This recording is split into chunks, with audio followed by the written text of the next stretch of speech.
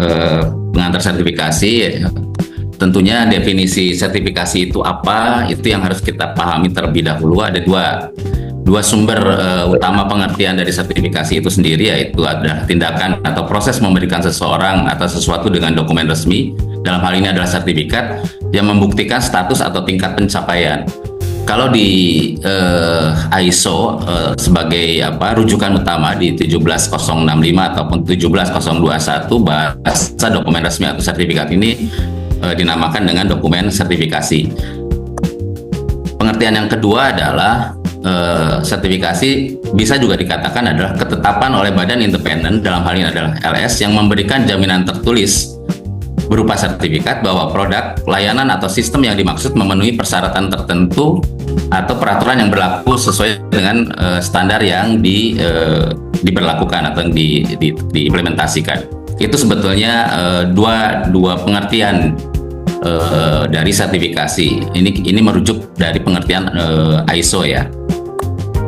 Selanjutnya, ketika proses sertifikasi itu berjalan, tentunya ada beberapa institusi yang terlibat di dalamnya. Pertama adalah skema owner. Skema owner itu contohnya kalau SPLK itu skema ownernya adalah KLHK.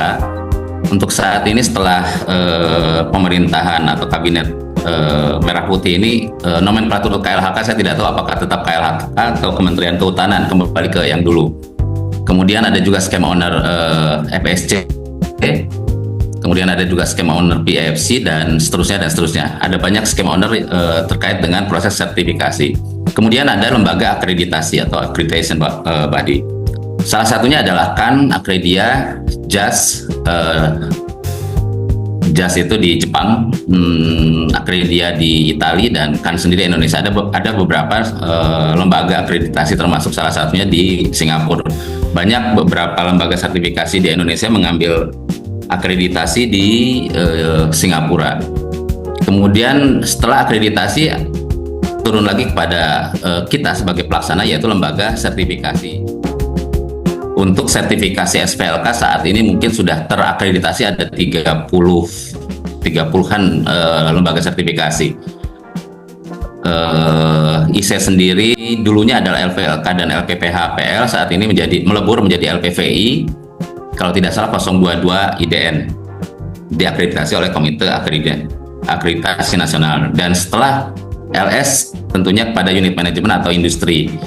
Industri contohnya adalah industri-industri di hilir seperti perusahaan atau perusahaan furniture dan lain-lain. Sementara untuk unit manajemen misalkan itu adalah HPH ataupun HTI dan hak pengelolaan, dan banyak lagi macam dari unit manajemen itu sendiri.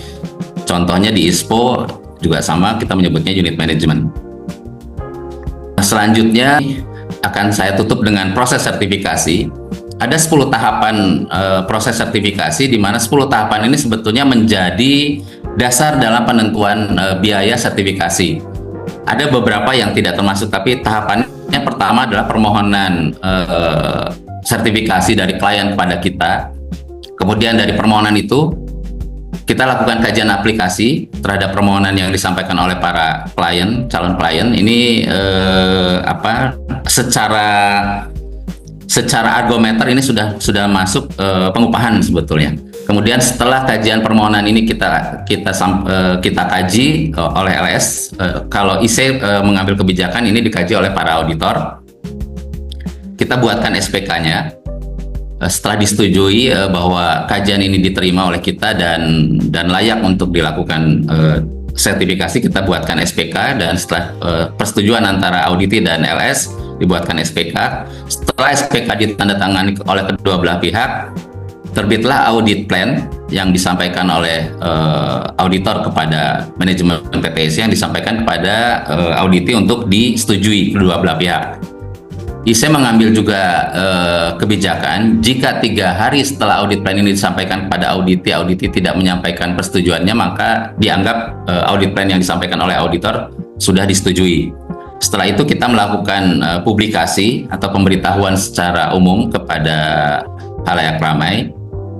Biasanya kita lakukan kalau SPLK ataupun PHL, itu dipublikasikan melalui websitenya SILP, sementara di IC sendiri otomatis di websitenya PT IC. Setelah itu pelaksanaan audit itu kalau untuk SPLK hulu dan hulu serta PHL itu dilakukan juga konsultasi publik sebelum proses audit tahap 2. Kemudian setelah pelaksanaan audit dilakukan penyusunan laporan oleh auditor.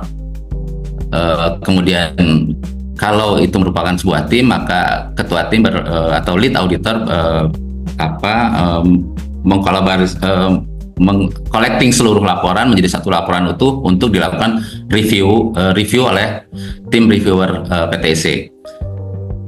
Reviewer PTIC juga dilakukan oleh auditor atau yang pernah melakukan pelatihan di bidang yang disertifikasi. Misalkan PHPL itu dilakukan oleh paling tidak auditor ataupun orang yang pernah melakukan sertifikasi.